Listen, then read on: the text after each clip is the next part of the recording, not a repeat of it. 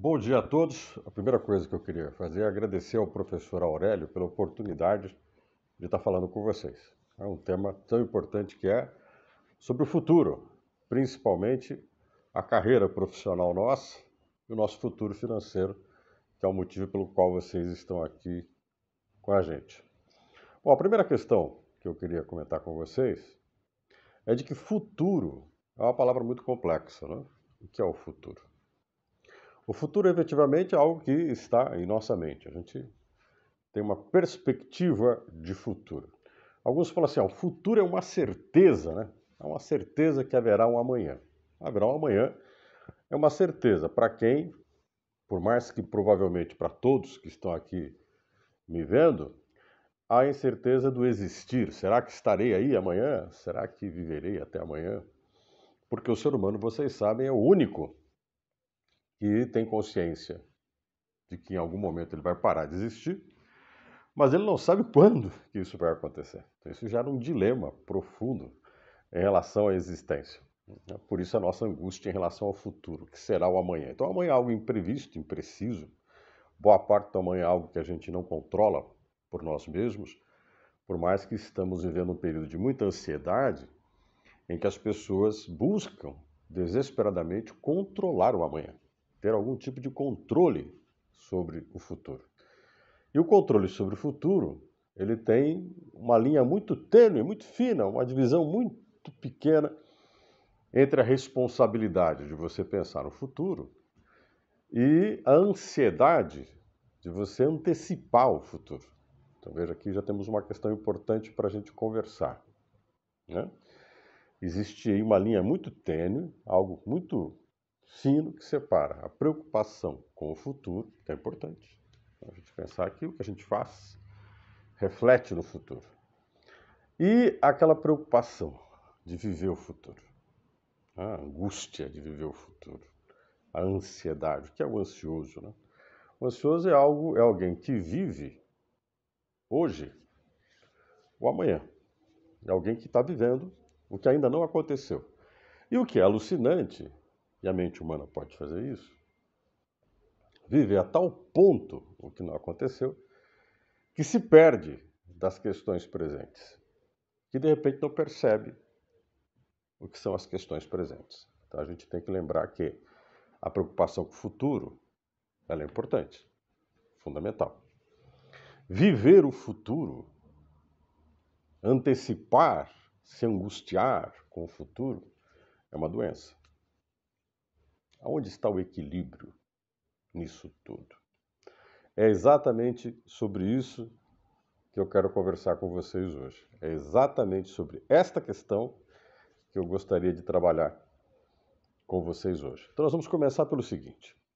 Quando pensamos no que estamos vivendo agora, o que a gente costuma chamar de presente, viver o presente, eu vou falar algo que talvez nos impacte um pouquinho. O presente não existe. A gente fala do presente, o presente não existe. Como diz Jean-Paul Sartre, um pensador existencialista, hoje é o passado que se constrói e o presente que se desfaz. E o futuro que se desfaz. Então, o que é hoje? Hoje é um passado que eu vou escrevendo, um passado que eu vou demonstrando a ele o que ele é, vou concretizando o passado, eu vou construindo o passado, eu vou fazendo o passado.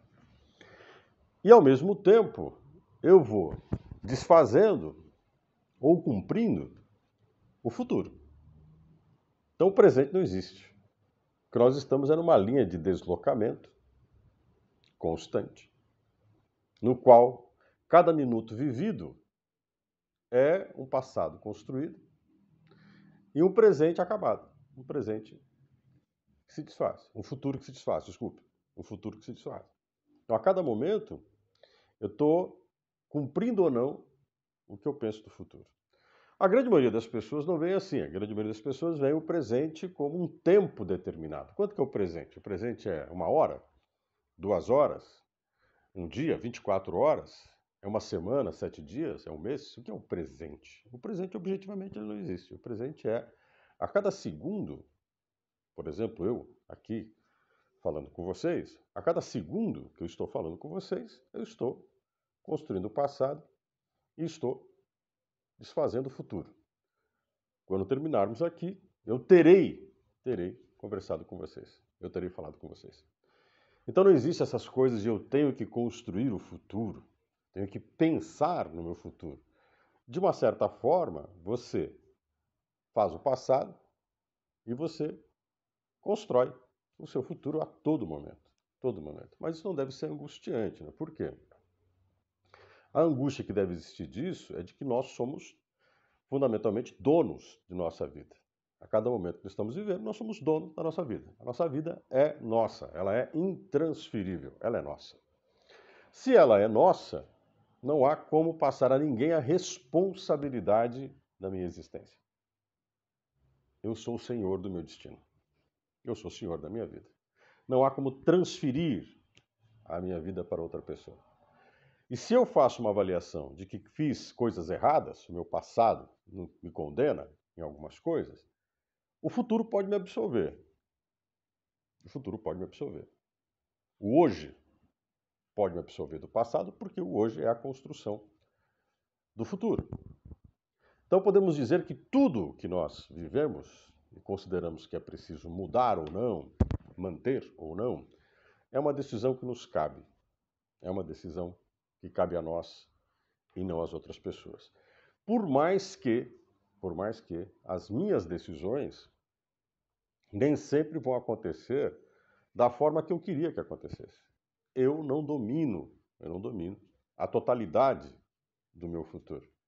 Porque eu me relaciono com outras pessoas, eu convivo com outras pessoas, eu dependo de outras pessoas, eu me encontro com outras pessoas. A minha vida é numa sociedade que envolve muitas outras pessoas. E uma parte considerável dessas pessoas, pelo poder que elas têm, pela relação mais próxima que elas têm comigo, desde o espaço onde moram, vizinhos, as pessoas que moram na minha cidade, no meu bairro, como também as pessoas que eu tenho vínculos afetivos, meu pai, minha mãe, uma namorada, um namorado, os amigos, as pessoas com quem eu convivo, elas têm uma influência sobre mim, meu patrão, se eu sou um gestor, um empresário, meus funcionários, enfim, tem pessoas que impactam na minha vida. A minha vida não é um controle só meu, ela depende de outras pessoas, ela precisa ser compreendida como uma decisão minha, eu tomo as minhas decisões são minhas, mas eu não controlo as consequências absolutas dessas decisões, porque uma parte dessas consequências impacta em outras pessoas ou depende da decisão de outras pessoas. Eu construo com outras pessoas. O que não te isenta da responsabilidade sobre os seus atos. No que não te isenta da responsabilidade da parte que te cabe. Então é importante entender que toda atitude que eu tomo vai impactar, de certa forma, em outras pessoas. E se eu tenho ciência e consciência de que isso impacta a decisão que eu tomar e as consequências da decisão que tomo, na proporção do que fiz, é uma responsabilidade minha. A gente não pode ser, como diz Pascal Bruckner, um pensador francês, nós não podemos ser infantis. Nós não podemos ser infantis. Temos liberdade de escolha, mesmo quando aparentemente não há escolha nenhuma. Essa é uma coisa muito importante, mas eu já falo disso. Se temos liberdade de escolha, temos obrigação de responsabilidade pelas escolhas que fazemos. É neste momento que nós somos senhores de nossa vida. O que não quer dizer que eu sou senhor da minha vida, o que não quer dizer que eu posso tudo. Eu sou senhor da minha existência. Então, ter consciência da minha vida, ter consciência das pessoas que estão à minha volta, ter consciência da decisão de um prefeito, de um governador, de um chefe, de um patrão, ter consciência das leis que me regem, ter consciência da dimensão das relações que eu tenho com as pessoas que eu tenho afetividade, isso é uma responsabilidade minha. E quanto mais eu busco ter consciência disso, quanto mais eu busco entender isso, a dimensão disso, mais responsável eu sou sobre os meus atos. quanto mais eu saio de ignorar, né, da ignorância, aí não como ofensa, né, de ignorar, de não saber, quanto mais eu sei daquilo que é a dimensão do que faço, maior o peso das ações que eu tomo. Tá claro? Por isso que as minhas escolhas são importantes. Mesmo quando eu não as tenho. Isso é uma coisa muito importante. A gente pensa sempre assim, as escolhas. Né? Eu vou ao supermercado, vou comprar um sabão em pó, vou comprar um detergente, vou comprar um shampoo, né? Ou vou a uma loja comprar um sapato, vou comprar uma blusa. Quando eu entro numa loja para comprar sapatos e o vendedor ou a vendedora me mostra as opções que eu tenho, de cor, modelo, eu penso, eu posso escolher, né? Eu posso escolher das coisas que eu vejo, que são oferecidas a mim, como eu te falei do sapato, mas eu também posso me negar a aceitar a escolha que me é oferecida e buscar outra, construir outra, gerar uma possibilidade não existente. Eu posso resistir às escolhas que eu tenho. Se tenho 3 escolhas, 4 escolhas, eu posso olhar para essas 3 escolhas, 4 escolhas e pensar nenhuma delas me agrada, eu não as quero. Não aceito nem o A, nem o B, nem o C. E não existe um D, né? Não existe uma alternativa D. Eu posso construí-la, eu posso buscá-la, eu posso minimamente dizer, eu não quero o que está aí, eu não aceito o que está aí. Eu não aceito A, não aceito B, não aceito C. Você pode também optar em escolher mais de uma, se for possível. Quero ficar com A e C e não com B. Pode ser. Mas veja, há liberdade. Há a liberdade. Você tem a liberdade. Essa liberdade não quer dizer que você vai realizar o que quer. Eu não vou construir o futuro, lembra? Como eu quero. Eu vou poder construí-lo, talvez da forma que der, da maneira que for possível.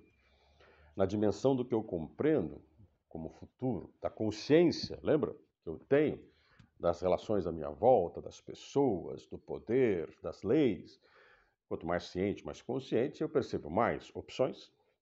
Então, quanto mais ciência e consciência eu tenho das relações das pessoas à minha volta, eu tenho mais opções. E segundo, eu posso construir opções ou redesenhar essas opções com mais consciência do que eu tenho, com mais consciência em relação às coisas que me rodeiam. Por isso que muito cuidado com o que eu chamo de dogma. Uma coisa é valor, uma coisa é dogma. Por isso que o futuro tem valor e às vezes a gente tem um futuro sem valor nenhum. O futuro tem valor e às vezes a gente despreza o valor do futuro. Mas não vamos confundir valor com dogma. O que eu chamo de valor, o que eu chamo de dogma é o cuidado com o dogma. Não existe verdades absolutas. A gente, quando olha para as coisas que estão à nossa volta, é um olhar nosso. Né? Sartre falava muito sobre isso. Quando eu vejo o mundo, né? Claude Lévi-Strauss, um antropólogo, também dizia isso, né? Por isso que nós chamamos da alteridade. Né? Quando eu olho para as coisas à minha volta, eu tenho o meu olhar sobre as coisas. É a forma como eu vejo. Não quer dizer que é como as coisas são. Platão, mito da caverna, para quem já leu, já ouviu aí falar. O que eu vejo pode ser um mundo de sombras. O que eu vejo pode ser o reflexo das coisas. O que eu vejo pode ser o sintoma das coisas, mas não as coisas como são. Eu tenho uma visão parcial das coisas, tenho uma visão aparente das coisas. Eu posso tentar me aprofundar, mas mesmo me aprofundando, mesmo buscando ter ciência e consciência do que vivo, eu nunca terei a visão absoluta, precisa de como as coisas são. Eu teria a minha visão. É muito importante quando você pensa em futuro profissional e futuro financeiro, você sempre pense isso.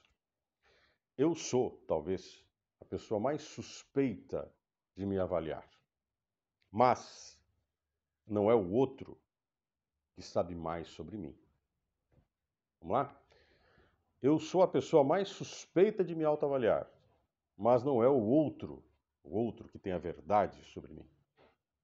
A gente considera, às vezes, quando está vivendo uma situação muito angustiante, buscar um amigo e perguntar ao amigo qual a sua opinião? O que devo fazer? Qual seria a melhor alternativa para mim? ficamos ali, plantados, esperando uma resposta. Quase sempre a gente espera uma determinada resposta. A gente espera e considera amigo aquele que confirme o que a gente pensa da gente mesmo. Como começa a colocar na inimizade ou começa a se sentir mal quando o amigo resolve fazer uma avaliação, resolve fazer um diagnóstico, resolve nos dizer algo que não era o que a gente gostaria de ouvir. A gente vive em conflito. Porque quem tem que suportar a nossa existência não é o amigo ou a amiga que eu fui perguntar para ele ou para ela, olha, o que você acha dessa situação? Não é. Quem tem que suportar a gente mesmo é a gente. É por isso que a existência pesa. Não? Por isso que nós somos um grande peso para nós mesmos. Então, quando a gente pensa numa carreira, numa profissão, a gente pensa no futuro, da nossa competência. Competência depende muito da capacidade que você tem de ser autocrítico, de ter uma boa avaliação sobre você mesmo e receber as críticas das pessoas que estão à sua volta não todas, aquelas que são capazes de ter uma observação mais assertiva sobre você, que tem uma capacidade de fazer uma avaliação, um olhar sobre você mais assertivo, que não envolva objetivamente o que você gostaria de ouvir. Tá claro? Bom, então vamos partir de dois momentos diferentes. Como é que uma carreira se constrói quando eu tenho que ter um conhecimento sobre mim mesmo? E como é que essa carreira se constrói quando ela depende das outras pessoas? Carreira, futuro profissional, é efetivamente como a vida contemporânea. Não é uma certeza. Alguns de vocês podem pensar, o que eu vou fazer, né, depois de formado? No que eu vou me formar? Como é que eu vou me formar? Qual será o futuro da minha profissão? Mais do que nunca hoje, isso depende muito menos da escolha profissional que você faz e muito mais da atuação que você tem profissionalmente. Antigamente, quando nós fazíamos uma faculdade para engenharia, direito, administração, contabilidade, psicologia, história, enfim.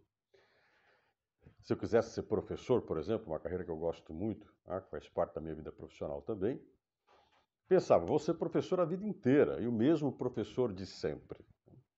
Possivelmente, a geração que me antecedeu como professor e a que antecedeu a minha geração passada, as duas últimas gerações como professor, elas foram uma geração que começaram a vida profissional e terminaram a vida profissional com a mesma sala de aula, os mesmos alunos, os mesmos conteúdos, com poucas alterações. No dia a dia da profissão foi isso. A minha geração como professor, e veja, eu já não sou tão jovem assim, não? A minha geração como professor sofreu profundas alterações, o que fez com que muitos dos profissionais que trabalhavam comigo desaparecessem da profissão. Novos profissionais surgiram e os professores de hoje têm uma certeza. A forma como eles entraram na docência não será a forma como essa docência vai terminar. E não vai ser esse o caminho que eles vão ter em sua carreira profissional. As coisas vão mudar. O que vai mudar? Voltamos a Sartre.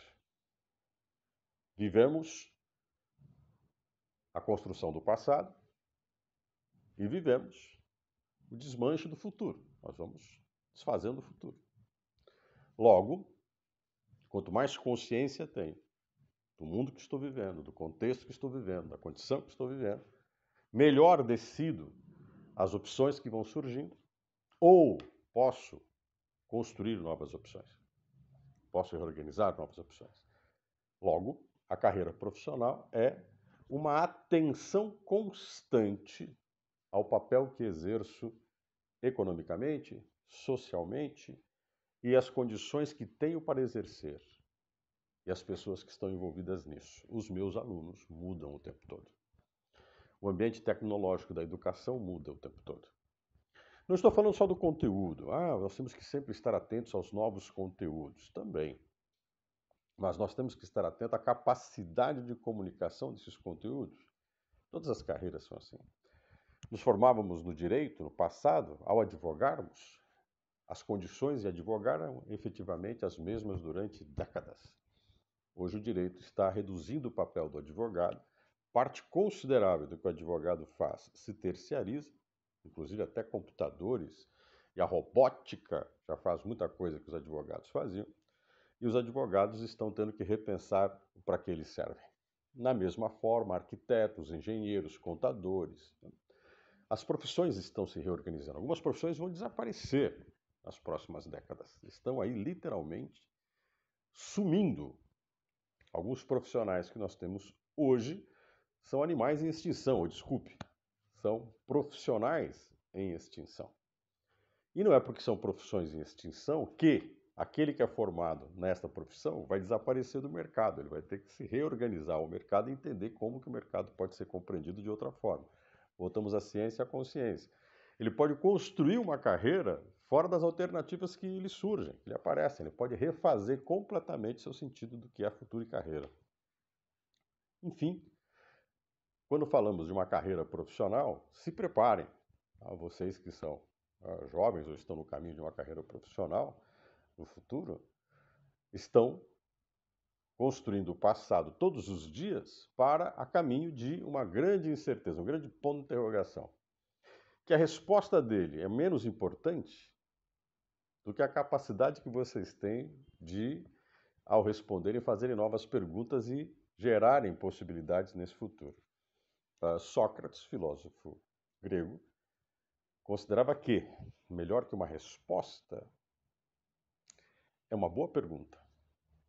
Se nós temos a capacidade de questionar o mundo, de pensar o mundo, de entender o mundo, buscar compreender que mundo é esse, através da especulação, do questionamento, nós podemos ter um olhar mais profundo sobre este mundo, sobre as coisas que estão à nossa volta. E podemos agir com mais eficiência, porque temos uma capacidade de compreensão melhor das coisas que nos rodeiam. Sócrates acreditava que a primeira grande pergunta que a gente tem que fazer é quem somos no mundo, né? Estamos aqui para quê? E essa é uma pergunta que numa carreira profissional é fundamental. O que você quer fazer da sua existência? E não adianta perguntar para os outros. Não adianta chamar a melhor amigo, parceiro ou parceiro, colocar na sua frente e perguntar: o que eu faço da minha vida? Se você tem aí uma boa amiga, um bom amigo, uma boa parceira, um bom parceiro, eles vão te responder o seguinte: olha, a vida é sua. Faça dela o que você quiser. E a grande questão, como diz Sócrates, a pergunta mais cruel que você tem dentro de você é: quem sou, né? Quem sou? O que eu quero fazer? Essa é a pergunta mais cruel. Por isso que temos que partir sempre dessa ciência e consciência de onde estamos, com quem estamos nos relacionando, com quem estamos convivendo, o que é isso que está à minha volta para entender que somos nesse mundo e podermos aí estabelecermos um valor de futuro, que é onde eu quero centrar agora essa segunda parte. Vamos falar de Max Weber, pensador alemão, importante pensador da primeira metade do século XX. Max Weber tem uma obra muito importante.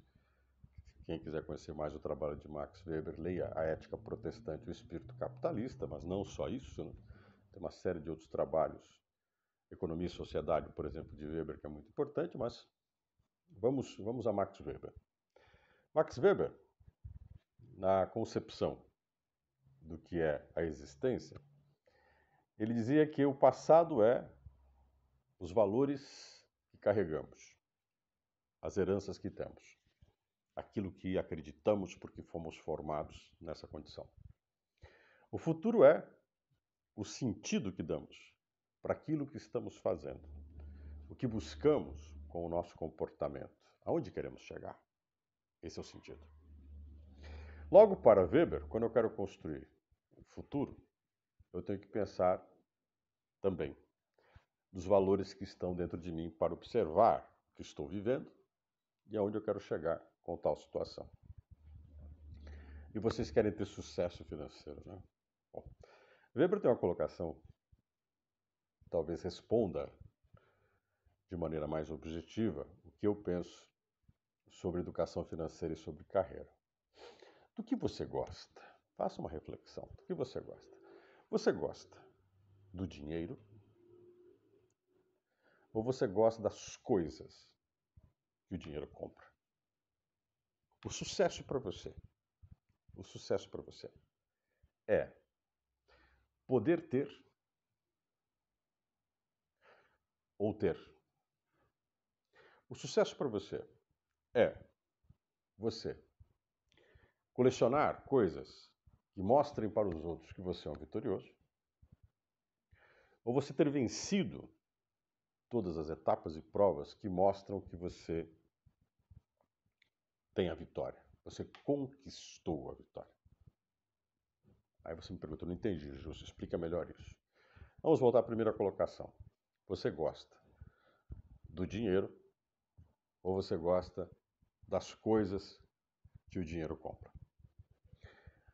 Veja, eu posso dar 2 milhões de reais para 3 pessoas diferentes. Vamos supor que você é um multimilionário, você chama 3 pessoas, e dá a elas 2 milhões de reais para cada uma.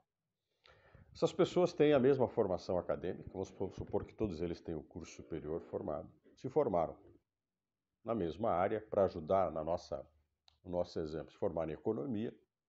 Os 3 pertencem à mesma classe social, mesmo segmento social, têm a família com a mesma renda, a mesma idade. Você entrega lá 2 milhões de reais para cada um deles e diz o seguinte, olha, vocês vão receber esses 2 milhões de reais de mim e vocês vão ter que me dar conta desse dinheiro daqui 5 anos. Te dou 2 milhões e daqui 5 anos nós nos encontramos e vocês vão me dar conta do que vocês fizeram com esse dinheiro. Tá claro? Vão ter que me devolver esse dinheiro. Vamos supor que você dá lá os 2 milhões para cada um, dali 5 anos você reencontra essas 3 pessoas. E você pergunta para o cidadão A, o que você fez com os 2 milhões? Aí ele pensa assim, não, ele fala para você, olha, eu gastei tudo. Mas como assim? Quando você veio com aquela maleta com 2 milhões de reais e você abriu a maleta e me mostrou que tinha 2 milhões de reais nela, já me veio à cabeça as viagens que eu podia fazer, os iates que eu podia comprar, os carros de luxo que eu poderia ter. Tanto é que assim que peguei a maleta, já fui a uma loja, um shopping, comprei roupas, mudei meu visual, fiz plástica. Vivi esses 5 anos, todos os dias, olhando para as coisas que eu comprei, gastei. Ao final, passaram esses 5 anos, não sobrou mais nada. Aí você vai para o cidadão ou para a cidadã B e pergunta, e você? O que você fez com os 2 milhões de reais? Você, olha, você me deu aqueles 2 milhões de reais, abriu, mostrou para mim o dinheiro, eu fiquei com muito medo de ter aquilo. Eu não sei o que fazer com o dinheiro. Eu não sei o que fazer com o dinheiro, me assusta ter dinheiro. Eu guardei. Está aqui a mala exatamente como você me deu. Está aqui os 2 milhões de reais. Aí você vai para o terceiro indivíduo e pergunta, e você o que fez com os 2 milhões de reais? Aí o indivíduo fala, olha, eu transformei os seus 2 milhões em 5 milhões. Quando você falou para mim do dinheiro, abriu a pasta, mostrou o dinheiro, eu já pensei, alguns negócios eu acho que vão dar certo. Eu vou investir nisso, comprar aquilo, revender aquilo outro, e fui fazendo negócios. Hoje eu tenho 5 milhões, estou te devolvendo os seus 2 milhões de reais e tenho lá comigo um capital em construções, em aplicações de 3 milhões de reais. Queria te agradecer, você me deu uma oportunidade. Aí, intrigado, ele pergunta, então o que é o dinheiro para vocês? O primeiro que gastou tudo vai dizer, olha, o dinheiro, para mim, são as coisas que ele pode comprar. Quando eu olho para as coisas, eu quero. Quando eu quero as coisas, pago o valor que eu tenho que pagar, mas eu quero. Esse dificilmente fica rico. O segundo é a maior parte de nós. O que é 2 milhões de reais? 2 milhões de reais são 2 milhões de reais. Nada mais que isso, é uma coisa apartada de mim. E para o terceiro, que é 2 milhões de reais, uma possibilidade imensa de oportunidades, que eu penso para transformar 2 em 5. Eu gosto do dinheiro, mas eu não gosto. Eu gosto do dinheiro, mas não gosto mais do que de dinheiro. Eu não gosto das coisas que o dinheiro compra. Na nossa sociedade contemporânea, nós somos apaixonados por coisas. Alguns de vocês devem estar pensando que sucesso profissional, eu não sei se você está amando ou não, tendo um relacionamento amoroso com alguém, mas quase sempre, quando namorados, os dois ficam conversando sobre futuro. Quando se amam muito, o que vamos fazer no futuro? Uma parte dos namorados, quando conversam, inclusive é isso que encanta muito em ficar com ela ou ficar com ele, é quando os dois viram e falam: já imaginou a gente naquela casa morando em tal lugar? Já imaginou a gente fazendo aquela viagem em tal lugar? Já imaginou? São pessoas que gostam das coisas que o dinheiro compra. E efetivamente agradar o outro é dar ao outro as coisas que o dinheiro compra.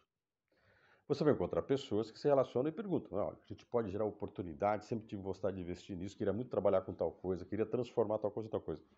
Essas pessoas gostam mais do dinheiro.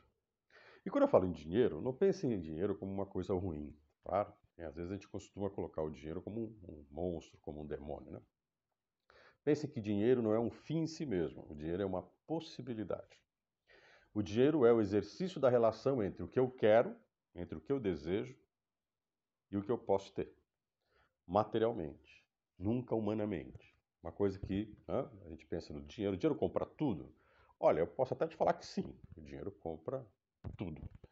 O dinheiro compra o que as coisas são e o dinheiro compra a tolerância das pessoas ao que as coisas não são.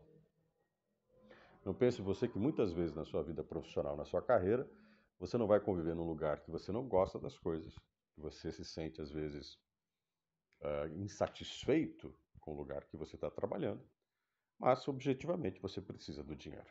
Então o que o dinheiro compra às vezes? O dinheiro às vezes compra sua resiliência, sua paciência. O dinheiro compra sua luta por possibilidades. O dinheiro compra um tempo da sua vida. E às vezes você pode passar por isso, você tem que passar por esse ambiente ruim, desagradável, desgostoso, porque você necessita daquele dinheiro para abrir outras oportunidades para o futuro. Quanto mais o futuro é algo que a gente constrói pensando mais longe, mais leve e suportável é a condição que a gente está. Quanto mais a gente sabe onde quer chegar, mais tranquilo é o caminho que a gente está trilhando. O grande problema de hoje é que as pessoas não sabem onde querem chegar. E aí todo problema é um grande problema. Insuportável. Mas se vocês pretendem ter sucesso financeiro, projetem o futuro não com coisas, mas com possibilidades. Carreira profissional, a mesma coisa. A mesma coisa. Como é que eu construo uma carreira profissional?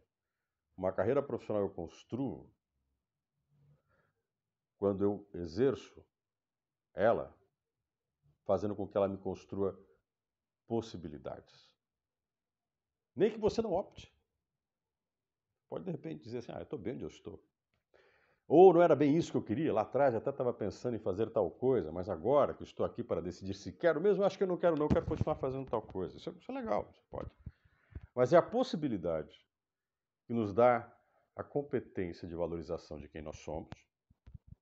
É quando você fala assim: olha, se isso me desagrada, se o que eu estou vivendo não me agrada, eu tenho como mudar para fazer outra coisa. Isso é muito importante. Como é que você avalia o que você faz? Tendo a possibilidade de fazer outra coisa. Ou tendo vivenciado outra coisa para fazer. O quanto eu sei que gosto da carreira profissional que eu tenho, quando eu tenho a possibilidade de não estar mais nela. Quando eu tenho a possibilidade de sair dela. O quanto uma coisa me faz falta, isso vocês já passaram, né? O quanto uma coisa, o tamanho de quanto uma coisa era importante para mim. Quando você perde, você tem a dimensão do quanto era importante. Enquanto você convive, você não tem muita ideia do quanto as coisas são importantes. Aquilo que eu te falei da avaliação. A pior pessoa para avaliar a gente mesmo, quem tem mais dificuldade de fazer uma autoavaliação é a gente mesmo. Melhora um pouco quando a gente tem ciência e consciência das coisas que a gente tem à nossa volta, das relações que a gente estabelece, do que a gente está vivendo. Isso melhora um pouco. Dá a gente uma possibilidade muito grande de fazer o certo. Quando a gente pensa no futuro E ao pensar no futuro, a gente sempre pensa na possibilidade de construir algo melhor, né? Mais ciente, consciente, entendendo o que eu estou vivendo. Aí ajuda um pouco. Aí a gente tem uma visão um pouco mais correta, mais assertiva do que a gente é. Então, quando você pensa no futuro, lembre-se que o futuro é um ponto de interrogação. Ninguém tem, eu sei exatamente o que vai acontecer. Isso é guru, isso não existe. Por isso tem muita gente com curso de autoajuda que fala assim, olha, se você se transformar em tal coisa, vai chegar em tal lugar. Não é bem assim, não. Chegar em tal lugar depende de várias questões, de muitas variáveis, há muitas interferências entre onde você está e aonde você quer chegar.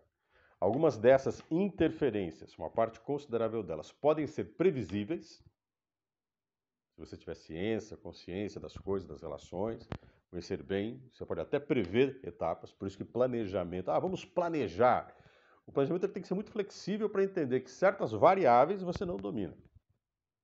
Você pode tentar ao máximo reduzir os riscos, mas ela sempre vai existir. Por isso que você tem que estar sempre pronto a entender e ter a capacidade de resiliência, de absorver o impacto do negativo, absorver aquela coisa que você não queria, mas aconteceu, e transformar isso em inteligência para chegar mais longe. Aprender com os erros seus e aprender com os erros dos outros. Aprender, não resistir.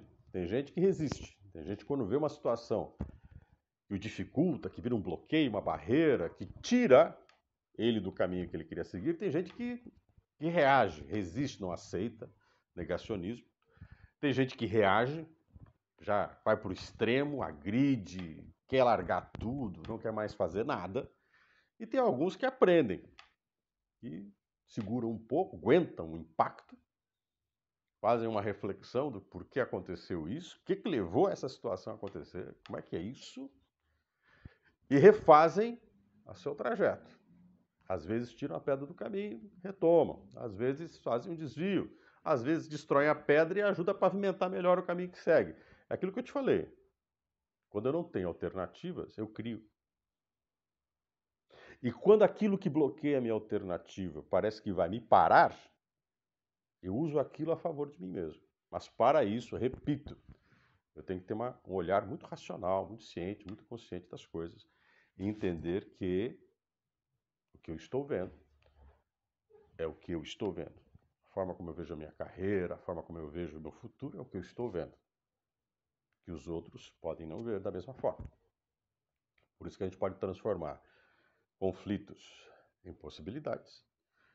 Ou a gente pode transformar conflitos em problemas. A maior parte de nós transforma conflitos em problemas. Você vai ter um monte de conflitos na sua vida. Muitas vezes vão dizer não para você. Muitas vezes você não vai chegar onde você quer. Muitas vezes as suas tentativas vão se frustrar. O resultado não será aquilo que você esperava.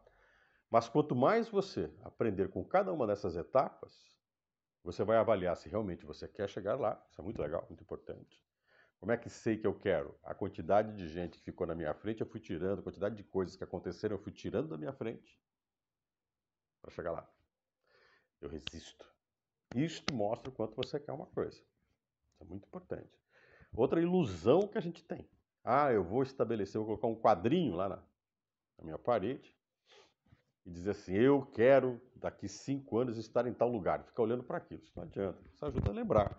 Você tem daqui 5 anos um compromisso que você pode não ir. Né? Quando você olhar lá para os 5 anos, lembra do Sartre. O presente não existe. Eu não estou num ponto parado, certo? Para chegar daqui 5 anos. Eu sou um ser que construo o passado e vou desmanchando o futuro em movimento. Eu estou em movimento. A questão é, olhar para o horizonte é uma meta, um objetivo, mas não é a distração de perder noção do caminho onde você está e de onde você vem. Essa é uma questão importante. Cuidado para não transformar aonde eu quero chegar daqui a 5 anos numa miragem. Tem gente que é meio louco, né? Vê o que não pode, vê o que não dá, cria uma miragem e quer chegar. Isso é miragem. Isso é miragem. O ser humano consciente é o que olha para o chão, vê as possibilidades de seus passos, se ele tem que acelerar um pouco mais ou não, vai sempre atento ao caminho para ver se existe uma possibilidade de fazer um caminho melhor, mais eficiente, por mais que ele tenha a percepção de que é possível, mapeia as coisas para chegar em determinado lugar. Quem quer muito chegar a um determinado lugar não pode ser desatento ao caminho que ele tem que seguir para chegar. O que a gente tem hoje é uma venda de ilusão por atacado, de que acredite, acredite, acredite, repita, repita, repita, repita na sua cabeça, que você chega. Isso é uma piada. O ser humano em si, ele pode, como alguns falam aí, né, que é uma coisa muito arriscada, se hipnotizar, entendeu? De repente eu estou pisando em brasa e acho que eu estou pisando em gelo porque eu me convenci de que estou pisando em gelo. É só você, mas teu pé vai queimar do mesmo jeito. A gente tem que entender que o que a gente busca e a possibilidade de chegar é a ciência e consciência do caminho, de quem nós somos. Então, o sucesso financeiro para Weber, né, o sucesso nosso na vida profissional, estou falando para Weber porque o Weber nunca escreveu disso objetivamente, mas Weber considerava que um ser humano numa sociedade, um ser humano mais ideal, é o ser humano que tem mais racionalidade na ação, é mais consciente da ação que toma.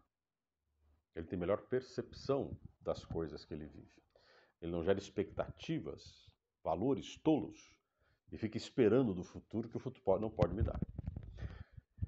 E aí eu quero fechar com isso. A carreira profissional nossa carreira profissional tem que ser uma coisa real. A nossa carreira profissional tem que estar sustentada na condição objetiva e concreta que eu tenho. Cuidado para não se encantar pelas pessoas ou fazer um encantamento falso sobre as pessoas com quem você se relaciona. Busque compreender as pessoas como seres humanos. Seres humanos são contraditórios. Seres humanos têm erros. Não existe ser humano perfeito. Não existe. Porque a própria imperfeição é humana. Não seria humano se não fosse imperfeito. Então a gente tem o direito de errar. A gente só não pode transformar no erro numa certeza e num hábito ruim. Mas a gente tem o direito de errar. A gente tem que aprender os erros. Por isso que vale aquele ditado, né? Errar é humano. Errar uma, duas vezes é humano. Persistir no mesmo erro talvez seja uma resistência, como eu te falei, talvez seja uma tolice, talvez seja você não tendo muita percepção de quem é. Mas a gente tem que aprender que essa relação que a gente estabelece com as pessoas tem que ser mais racional. A gente tem que ter uma visão mais objetiva, mais humana e mais sustentada no olhar racional sobre as pessoas. Então, cuidado com os encantamentos. A sociedade contemporânea, ela encanta muito. O sucesso financeiro é o desencantamento das coisas. Por isso que eu te falo, a gente tem que gostar do dinheiro e não das coisas que o dinheiro compra. O que é o desencantamento das coisas? As coisas têm função e a função das coisas que me interessa. Cuidado para não confundir função das coisas, função de um sapato, a função de uma mesa, a função de um carro, a função de uma roupa, a função de uma casa, com a sensação maravilhosa de ter isso. Isso é falso. Isso é falso. Isso é falso. É muito falso a ideia que a gente cria de que certas coisas vão me fazer ser. Nenhum objeto é mágico para fazer você ser o que você não é. Você é ou você não é. As coisas são a extensão de você. O vaso, o sofá, o computador, o smartphone é uma extensão de você. É você quem usa. Isso não são encantamentos. Se tenho smartphone, sou alguém melhor. Se estou vivendo num determinado lugar, eu sou alguém melhor. Você é o ponto de partida que dá sentido às coisas. Então não se encante com as coisas. Quer ter sucesso financeiro? Não se encante com as coisas. Se encante com a possibilidade de construir opções, de ver alternativas. Eu posso muito bem adquirir uma coisa que eu quero, que eu desejo, que eu busque, e posso transformar essa coisa que eu busco em uma possibilidade de ter outro ganho. Eu posso transformar as coisas que eu adquiro em boas oportunidades de fazer negócios, de estabelecer boas relações. Convido alguém para jantar, uma pessoa que eu amo, uma pessoa que eu gosto. Eu a convido para jantar com dinheiro para poder pagar o jantar, porque eu estou preocupado com a relação que eu tenho com a pessoa. Eu estou preocupado em garantir uma boa relação com a pessoa e ter um bom vínculo com ela. Não porque eu levando ela para jantar as coisas melhoram. Se a nossa relação vai mal, não vai ser o jantar que vai resolver. Não é adquirir uma casa muito bonita, linda, para morar, que você vai resolver seus conflitos com a pessoa com quem você mora embaixo do mesmo teto. Isso não vai se resolver, vai ficar pior ainda. Né? Talvez se a casa for um pouco grande, você vai ter aonde fugir de ficar sentado no sofá junto com o outro vendo televisão. Então a gente tem que compreender que o sucesso nosso é o conhecimento de nós mesmos, a capacidade de compreendermos onde nós estamos, entender que o futuro se constrói todos os dias, porque assim como o passado ele se faz e o futuro se desmancha, não há esse tal do presente, né? Pensar no presente, porque não tem como contabilizar o presente. E o sucesso de uma carreira hoje é entender sempre que você vai trabalhar com a dúvida, com a incerteza e a possibilidade de você construir opções e aproveitar as opções que você tem de forma eficiente. Então lembre-se, estamos num mundo que precisa de pessoas que construam possibilidades e saídas. E enxergam melhor as saídas, as possibilidades, os que estão menos encantados com as coisas, mais preocupados em se posicionar no mundo. Ter uma produção e uma construção eficiente diante do mundo que nos cerca, tá claro? Queria agradecer demais essa possibilidade de estar aqui com vocês. Sucesso, espero que vocês obtenham o sucesso que tenham nas suas escolhas. E aprendam, a gente tem que fazer nossas escolhas, mas não esqueçam, somos responsáveis por todas as escolhas que fazemos na proporção das consequências que são fruto das nossas ações e de nossas responsabilidades, tá bom? Grande abraço, obrigado mais uma vez ao professor Aurélio pelo convite. Abraço a todos vocês.